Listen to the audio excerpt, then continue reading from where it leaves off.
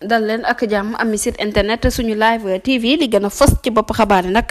dañ koy doo rek sonkorisation bi nga xamante ne rek nemmeeku nañ ko foofa ca mbedd ci Kicoor ginnaaw rek niki suba nag avocat Ousmane Sonko yi dañoo dugaloon ab record ginnaaw bu Cour suprême nag dàqee li nga xamante ne nag moom mooy fichier parrainage Ousmane Sonko ba noppi rek bañ na du ko jox ci la avocat yi nag daal di dugalaatoon beneen dossier mbir mi nu mel nag dinañ ci addu rek niki suba bu 9h jotee yemoo fukki fan ak ñaar ci weeru octobre jamono ji nag foo sànni mattu rek mu tàkk ndax mbedd Ziguinchor ñu ngi koy commencé di ko sonkoriser bu baax a baax lu nu mel rek day wan ne nag doyal nañ sëkk rek ci nguuru Macky Sall waaye nag ndaw yi nag jamono ji am nañ yaakaar ne kii di Ousmane Sonko dina gagné boobulee procès du ñàkk rek dinañ ci ñëwaat te yeneen i jotaay xabaar jërë ngeen jëf ci teewlu bu leen fàttee abonné bés cloche de notification ngir amaat yeneen i info. Nous exigeons la libération d'Ousmane Sonko. Là,